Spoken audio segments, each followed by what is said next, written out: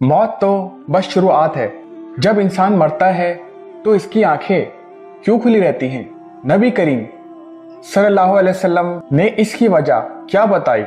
मरने के बाद मैयत की आंखें क्यों खुली रहने का साइंस जो भी जवाब दे, लेकिन एक मुसलमान के लिए इससे बड़ा हिकमत अफरोज जवाब क्या हो सकता है जो आकाए दो जहां ने दिया था और इस रासफानी से आगाह फरमा दिया था कि जब कोई फौत होता है तो इसकी आंखें एक ऐसा मंजर देख रही होती है जो जिंदों को नजर नहीं आता।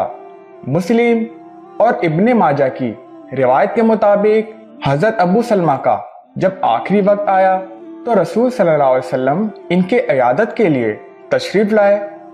वो जान कुनी के आलम में थे। पर्दे की दूसरी तरफ औरतें रो रही थी। आप सल्लल्लाहु अलैहि वसल्लम ने फरमाया, मैयत की जान निकल रही होती है तो इसकी निगाहें परवास करने वाली रूह का पीछा करती है। तुम देखते नहीं कि आदमी मर जाता है तो इसकी आंखें खुली रह जाती हैं।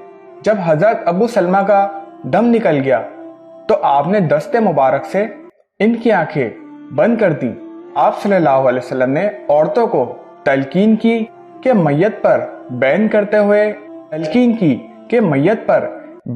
हुए अपने लिए बद्दुआ नहीं बल्कि भलाई की दुआ ही मांगे, क्योंकि फरिश्ते मैयत और इसके अहल खाना की दुआ या बद्दुआ पर आमीन कहते हैं।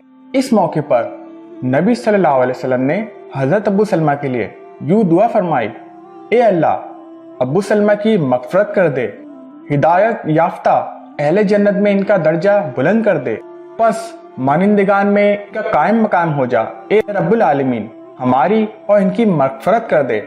हजरत अबू सलमा साबकून अव्वलीन सहाबा कराम में से थे।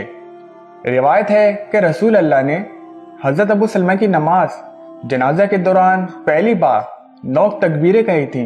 जिंदगी एक सफर है और इंसान आलिम बगा की तरफ रवां दवा है। हर सांस उम्र को कम और हर कदम इंसान की मंजिल को करीब तर कर रहा है। अक्लमंद मुसाफिर अपने काम से फरागत के बाद अपने घर की तरफ वापसी की फिक्र करता है। वो न परदेश में दिल लगाता है और ना ही अपने फराइज से बेखबर शहर की रंगीनियों और भूलियों में उलझ कर रह जाता है। हमारी असल मंजिल और हमारा अपना घर जन्नत है। हमें अल्लाह ताला ने एक जिम्मेदारी सौंप कर एक महदूद वक्त के लिए इस सफर पर रवाना किया है। अक्लमंदी का तगादा तो यही है कि हम अपने ही घर वापस जाएं, क्योंकि दूसरों के घरों में जाने वाले को कोई भी दाना नहीं कहता।